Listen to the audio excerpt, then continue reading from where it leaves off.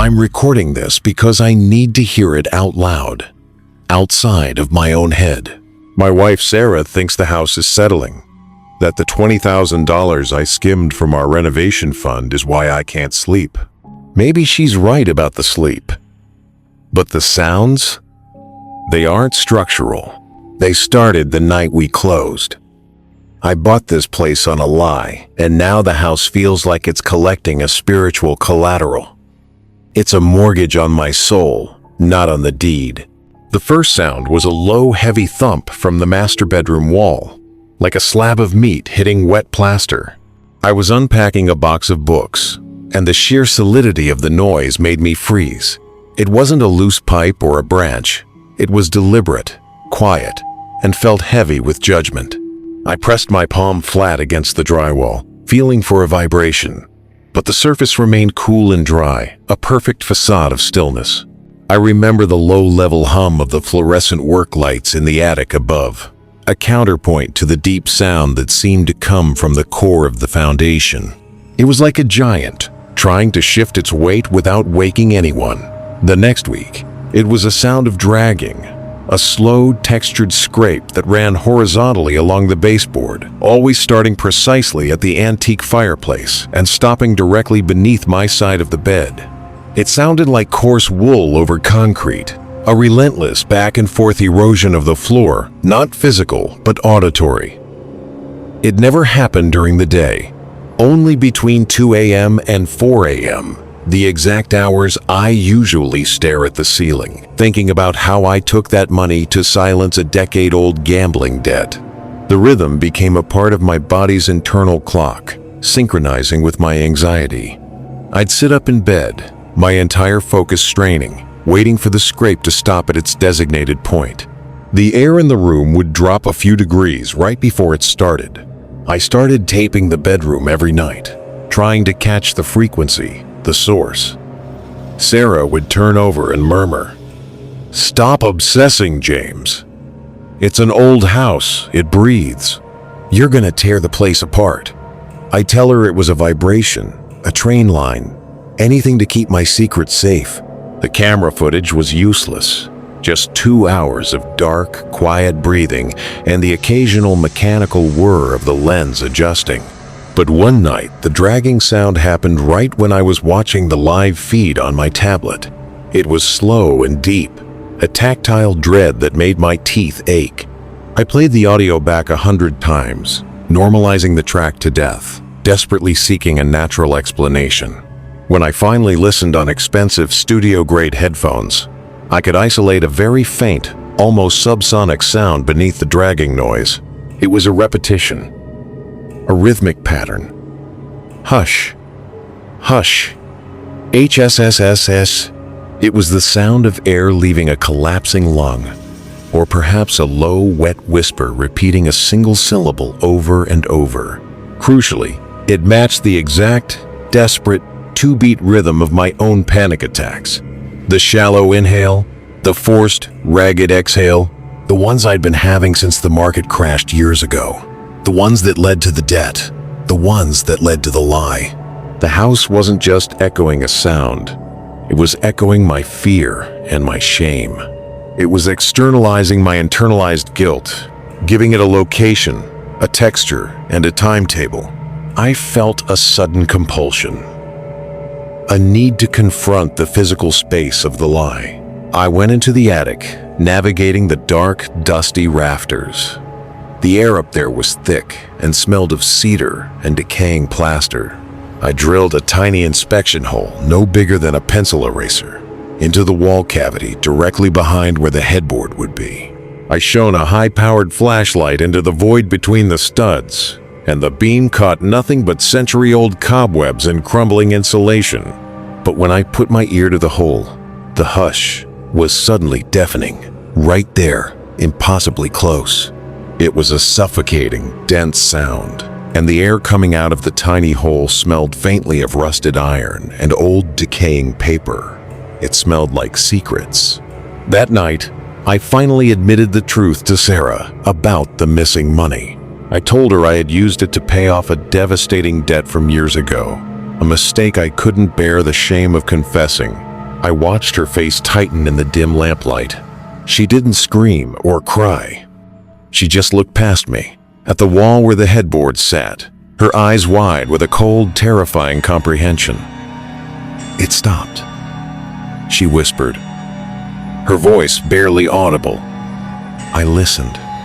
The dragging, the heavy thump, the suffocating hush, all gone. A terrible, oppressive silence filled the room, heavier than the sounds ever were. As I started to feel the first fragile stirrings of relief, she reached out and touched my cheek. Her hand felt cold, like damp marble. "No," she corrected herself, her voice a fractured sound. "It didn't stop. It just moved closer." And then I heard the sound again, but it wasn't in the wall or the hall. It was a quiet, sticky thud directly in my chest, a final, internal collapse that stole my breath. The debt was paid, but the collector had clearly just moved inside.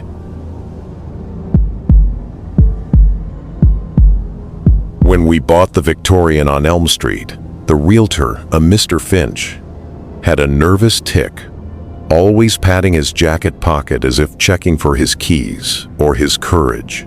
We thought it was charming, a sign of his dedication. The house was enormous, filled with soft, buttery light that filtered through the leaded glass, and the floorboards sighed sweetly under our weight like an old, contented beast.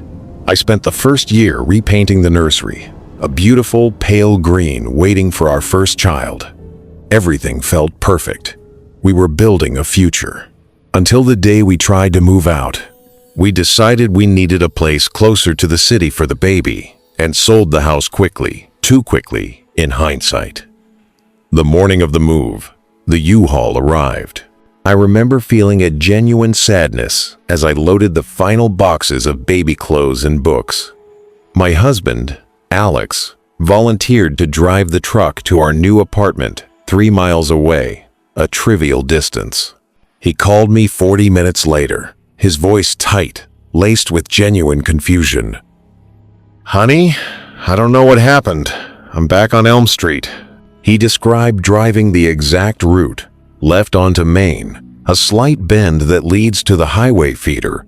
But after what felt like 5 minutes of driving through an oddly uniform suburban stretch, he rounded a familiar curve and saw our old house again. The U-Haul inexplicably parked exactly where he'd started, engine still idling. The odometer showed 3 miles traveled, not 0. We laughed it off as a combination of stress, bad GPS, or maybe a prank by Finch. He drove again, slowly, deliberately, marking landmarks and turns. The same thing happened, a seamless, looping return. He drove away, and the road folded, leading him back home.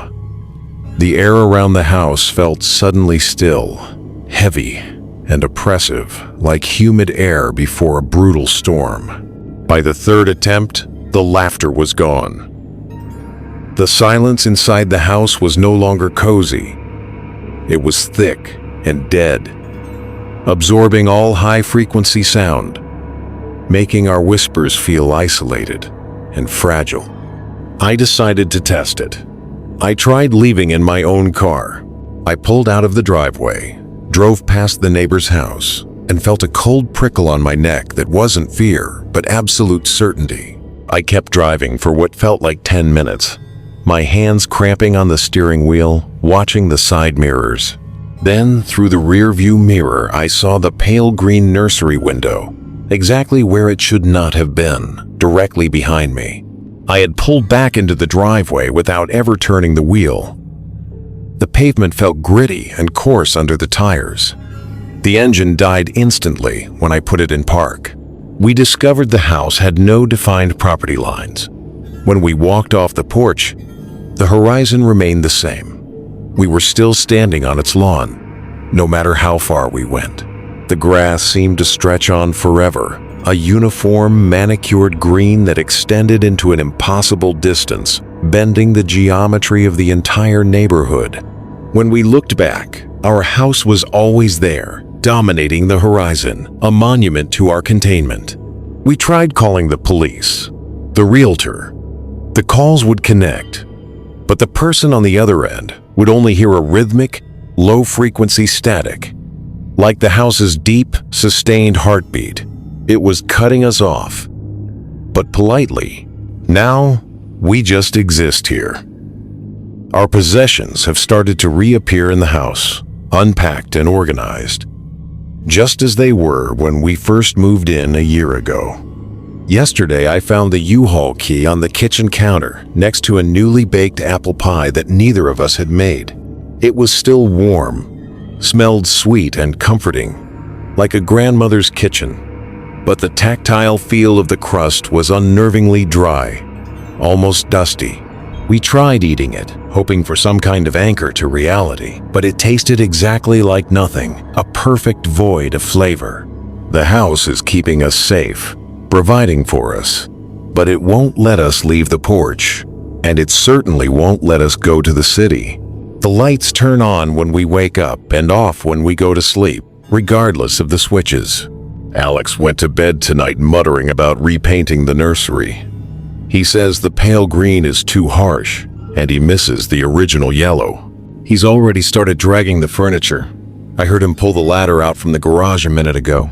I know that if I look out the window in the morning, the walls will be the original, faded, pre-move in yellow. The house is reverting us day by day to the moment we accepted its ownership, erasing the parts we tried to change. I wonder if the house is trying to keep us, or if it just can't bear to be alone. I used to be a structural engineer. I believed in measurements, in objective truth, in the absolute stability of a dimension. That's why I was so precise about the custom shelving for our new living room.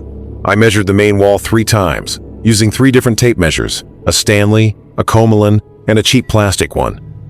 Every time, I got the same number, 73.1 inches. I wrote it down in my journal, confident. It was an odd number, not a nice round one, but structurally sound. I ordered the custom lumber and went to install the brackets the next day. The bracket was 10 inches wide. I needed it centered. I remeasured to find the center mark. The wall was 73.1 inches. I divided by 2, 36.55 inches. I marked the point, then remeasured the total wall width, just to be sure. It was 73.1 inches. I checked again from the opposite corner, pulling the tape tight. Still 73.1 inches. But the next time I measured, 5 minutes later, it wasn't. It was 73.1 inches. And then, 5 minutes after a coffee break, it was 73.1 inches again. This went on for 1 hour. Every time I ran the tape from corner to corner, the metal hook seemed to stick or slide to the precise same non-standard number. The magnetic pull was subtle but undeniable. I started to think the tape was broken, but I tried all 3. All 3 returned the same immutable result. It was a statistical impossibility, given the subtle variations in human placement. I called my neighbor over, a kind older man named Mr. Peterson. He'd lived here 40 years. I asked him to measure the wall. He walked over, extended his battered, decades-old Stanley tape measure, and looked at the housing, not the wall. 73.1, he said instantly, without pulling the tape tight. Always an odd number in these old places. I felt a sudden, ice-cold rush of air over my exposed forearm, despite the warm interior temperature. I asked him how he knew the measurements so fast. He paused, looking genuinely confused, and said, "It's the wall width, isn't it? That wall is always 73.1 inches. The finality of his tone, the total lack of surprise, made my stomach clench. He lived in the same reality as the house. I couldn't shake the sense of an imposed, structured reality. I tried measuring the hallway. 48.7 inches. I tried again. 48.7 inches. I then checked the living room wall again. 73.1. It was like every wall, every opening, had one specific, unchanging number that it was supposed to be, regardless of its actual physical length. The number was always precise to 1/10 of an inch, and that number pulled the tape measure to it. It was a mathematical curse, a predefined grid. I started obsessively measuring other things. The length of the dining table? 96.0 inches. Every time. My height was 70.0 inches, perfectly. My car's wheelbase, 108.3 inches. The numbers were perfect, clean, and unchangeable. I started to panic. If the numbers dictated reality, what were they defining about me? Then, I measured my wife. She was 65.2 inches. I tried her again, moving the tape slightly, pulling it tighter across her head. 65.2. I asked her what her height was. 5'5.5", she said, which is 65.5 inches. The number 65.2 was the measurement of me, the part of my wife that the house acknowledged. It was a measure of my new, controlled, engineered life. A slightly diminished version, but 65.5 was my wife's reality. The house was seeing a version of her that was slightly shorter, slightly less present. I started to check the newspapers and the calendar. The house seemed to have a number for the day's date, the temperature, even the current time. 10, 24, 16. That was the exact time I first noticed the 73.1. I tried to wait for a minute to pass, but the time on my phone seemed to tick backward and then forward, but the house clock was stuck. We were living in a fraction of a second, an infinite loop of data. I'm trapped in a loop of objective data that contradicts my senses. I can see the clock change, but my mental measure of the time is always 10, 24, 16. The final, desperate straw was measuring my reflection in the ornate mirror above the mantel. I extended the tape, held it up against the image of my own face, running the tape from my chin to my forehead. The glass was strangely slick to the touch. The measurement was 11.0 inches, and my face in the glass, the one that the house saw, had no eyes. If your new home locked you inside, would you try to break out or just stop fighting?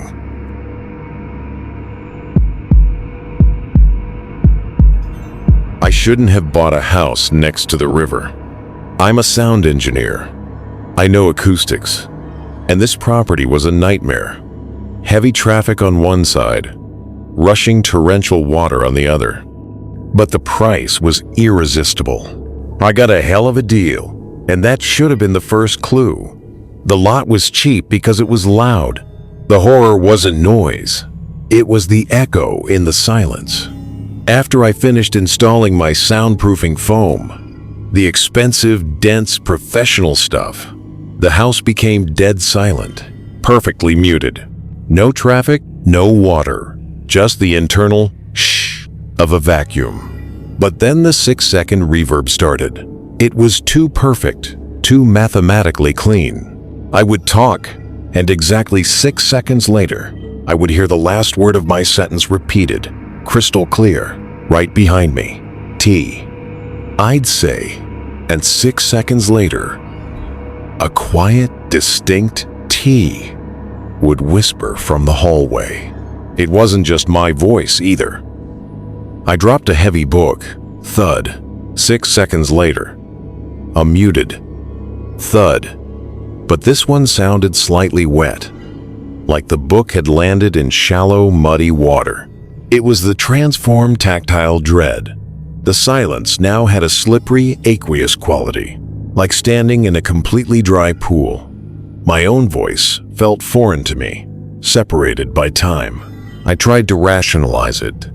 Standing waves, reflections off an unseen surface. But the delay was always precisely 6 seconds, and the sound was always behind me, no matter where I stood. I realized the reverb wasn't bouncing off the walls. It was being held by the house, and then played back on an internal timer. The house was acting like a recording studio with a 6-second buffer, or maybe a very slow internal clock. I started whispering secrets into the empty air, just to see what the house would throw back. The terror escalated when the echoes began to repeat things I hadn't said, or things I'd only thought. I was standing in the kitchen, washing dishes, thinking, I should really call my ex. Apologize for how things ended. 6 seconds later, right by my shoulder, a clear, desperate whisper, apologize. It was my voice, but it was strained and high, choked with the emotion I was trying to suppress. The house was sampling my conscience, my repressed thoughts, and playing them back to force confrontation. I could feel the cold, slick surface of the air itself on my skin whenever the echo occurred. It felt like being judged by my own mind. I stopped talking. I stopped moving. I sat in absolute silence for 1 hour, trying to starve the 6-second buffer, waiting for the system to reset. But the house adapted to the unbearable lack of sound. The silence itself started to echo. 6 seconds after a deep, suffocating silence filled the room, a new sound would play back. The sound of someone else breathing. It was a shallow, frantic inhale-exhale that was perfectly timed. It wasn't human. It was the sound of a small animal, or maybe an extremely old person, relying on the house to deliver the sound of their own life. It was a past resident, trapped in the loop I had activated. I realized the house wasn't just recording the present. It was repeating a past moment of terror, a finite, structured loop from someone else. I finally located the source. A single, small, black metal box, a relic from the previous owner, who was also a sound engineer, tucked away in a crawl space beneath the basement's foundation. It was small, cold, and slightly slick with condensation, like a river stone. The box wasn't transmitting the sound. It was acting as the house's memory core, its soul. I reached down, my fingers brushing the damp concrete floor, and closed my hand around the box, the slick metal immediately transferring its chill. The sound of my hand brushing the metal played back instantly, with a full, echoing scream attached to it. Not my scream, someone else's, cut off mid-shriek. It was the sound of a perfect 6-second moment of terror, and then nothing. The house has a perfect acoustic memory, and I just pushed record on someone else's final breath.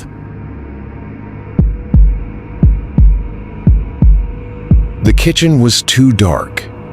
It was the first thing I noticed after signing the closing papers. The old owner, a reclusive elderly woman, had left a note on the counter. It was a single, tightly written page, a precise explanation for a single, new light bulb she'd left in the pantry. It never dies. It is a gift of perpetual light for your new life. So you are never alone. We laughed, a nervous, dismissive sound. A novelty bulb. Maybe an expensive LED. I screwed it into the pendant fixture above the island.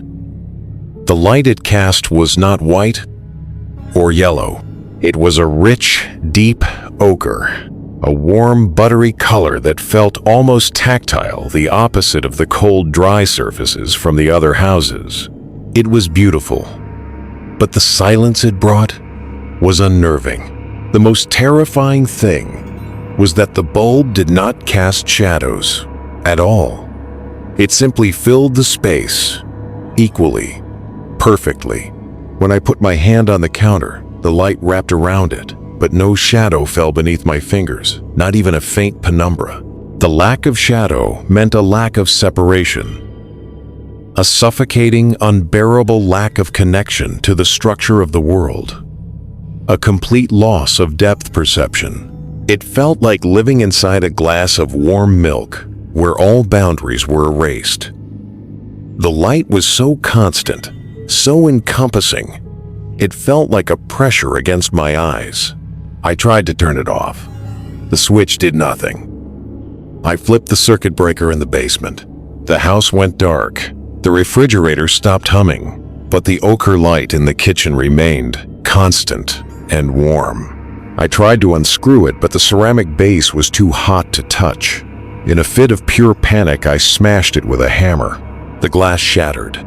The filaments snapped, but the light remained, suspended in the air above the island, exactly the same shape and intensity as the original bulb. The only difference was that the light was now slick with an oily, warm residue where the glass had been, the final wet manifestation of the tactile dread. I tried everything. Covering it with thick blankets only made the blankets glow with the same internal warmth. Since it cast no shadows, I lost all sense of time.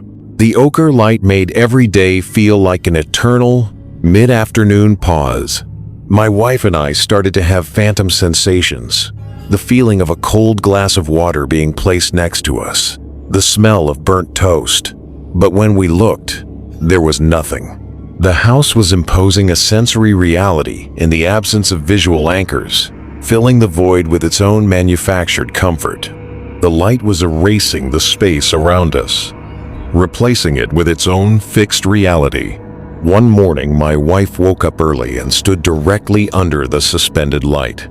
She was talking, moving her hands, but I couldn't hear the words. I could see her mouth moving, perfectly illuminated, but the house's oppressive light, its total lack of depth, had muffled her voice entirely, as if she were trapped behind a wall of honey. I tried to reach her, but it felt like walking through dense water. We were sharing the space, but were utterly isolated from each other. I finally found the old woman's journal, tucked inside the wall of the pantry, the paper dry and crumbling. She wrote about the light. She said she was so lonely, so desperate for company after her own children left, that she used the last of her energy to forge a light, a beacon that would always be on so the house wouldn't be dark after she was gone. But it wasn't a light. It was a permanent, illuminated tomb for whoever lived here, preventing any natural cycle. The constant light prevented the house from ever cycling into darkness or change. It was stuck in a single, finite, perfectly lit state. I looked at the ochre light. I finally understood the terrifying balance. It wasn't perpetual energy. It was using our potential, our time, our energy to maintain its glow. The final, terrible realization came when I stood next to my wife. The ochre light did not cast her shadow, or my shadow, or the shadow of the table. But beneath the light, a single, deep, coal-black shadow, the size and shape of a small child, was perfectly outlined on the floor. It was the shadow of something that had always been there, but was only visible when no one else's was. The light keeps the darkness away, but it clearly requires one perfect sacrifice to maintain its orbit. This is Dread Dynasty, where nightmares come to life. Thank you for watching tonight's stories. Don't forget to like, comment, and subscribe, because the next nightmare is closer than you think. Check the channel for more interesting nightmare.